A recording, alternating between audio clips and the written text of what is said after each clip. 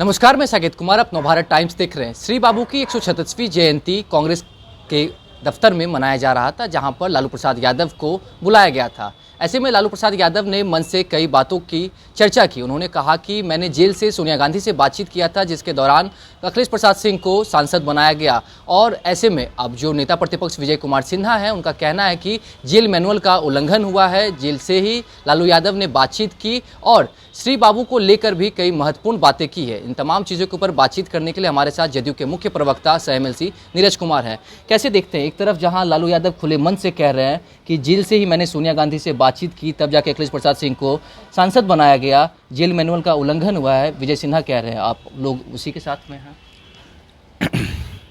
मान्यवर विजय सिन्हा जी को कानून का ज्ञान रखना चाहिए।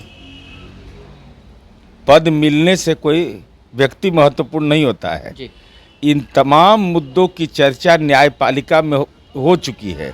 विचारण के बाद उनको न्यायपालिका ने जमानत दिया है जी। अब इस संबंध में माननीय अखिलेश बाबू ही बताएंगे कैसे सांसद बने नहीं बने, ये तो उनका विषय हो सकता है जी। लेकिन भारतीय जनता पार्टी को श्री बाबू क्यों याद आ रहा है? नहीं याद करना चाहिए। आधुनिक बिहार के निर्माता ने जिन सार्वजनिक क्षेत्र की कंपनियों को बनाया, उस सब कंपनी में ताला लगवा दिए मोदी जी।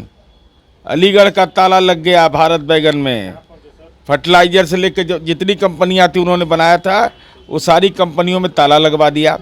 और श्री बाबू का जहां जन्म हुआ था वहां 158 करोड़ रुपए की योजना माननीय नीतीश कुमार जी ने वहां पूरा करवाया। खनमा गांव में, जिस खनमा गांव में जहां जन्म उनका हुआ था, एक गली में था और उस वहां पर ITI बनवाया, उनके नाम पर पार्क बना, उनका स्मारक बना। और भाजपा ने क्या किया या जानिए, इसका जवाब भाजपा को देना चाहिए कि श्री बाबू की आत्मा को इतना प्रताड़ना क्यों।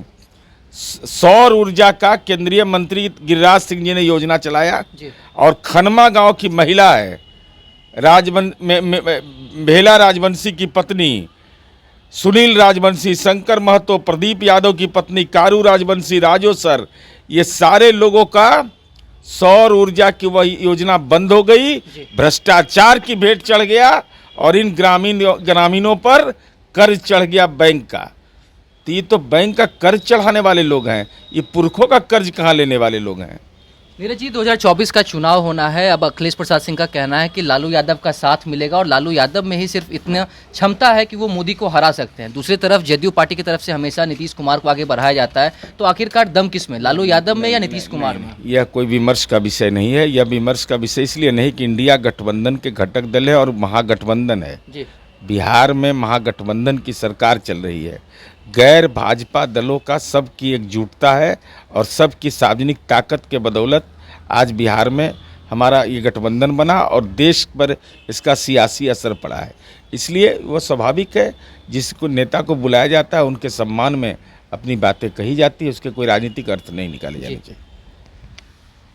अखिलेश प्रसाद सिंह ये भी कह रहे हैं कि जिस तरीके से लालू यादव का साथ मिल रहा है, ऐसे में तो 2024 के चुनाव में जो जीत है वो होगी ही। लेकिन अब कांग्रेस एक तरफ जहां पिछले 5 सालों से संगठन के लिए काम नहीं कर रही है, संगठन ग्राउंड जीरो पे काम नहीं हो रहा है, अब ऐसे में ऐसा माना जा सकता है कि लालू यादव के कंधे पर रखकर या लालू यादव के सहारे कांग्रेस आगे चुनाव लड़ेगी?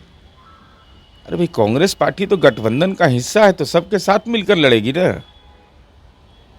अभी अब सहारा की जरूरत क्यों है? गठबंधन में है, सब लोग एक दूसरे के सहयोगी रहिएगा।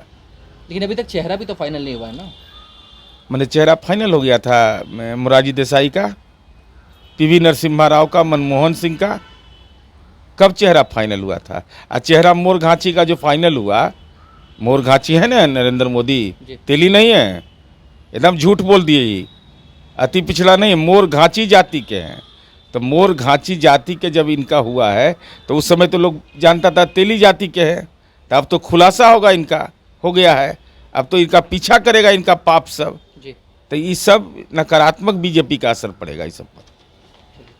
देखिए, एक तरफ जहां कांग्रेस प्रदेश कार्यालय में श्री बाबू की 136वीं जयंती मनाई जा रही थी, लालू प्रसाद यहां पर पहुंचे थे और अखिलेश सिंह का कहना है कि अब लालू यादव का साथ मिलेगा तो 2024 के चुनाव में मोदी को हराने में सिर्फ लालू यादव ही कारगर साबित होंगे। अब जहां एक तरफ कांग्रेस जो है पिछले 5 सालों से संगठन के लिए काम नहीं कर रही है, संगठन के लिए कोई भी नया जो टीम है वो नहीं बनाया गया है, ऐसे में अब क्या कांग्रेस लालू यादव के कंधे पर रखकर आगे बढ़ेगी? क्या लालू यादव के सहारे कांग्रेस को फायदा मिलेगा? ये आने वाले वक्त में पता चलेगा। फिलहाल इस खबर में इतना ही। नवभारत टाइम्स के साथ बने रहें। पटना से साकेत कुमार।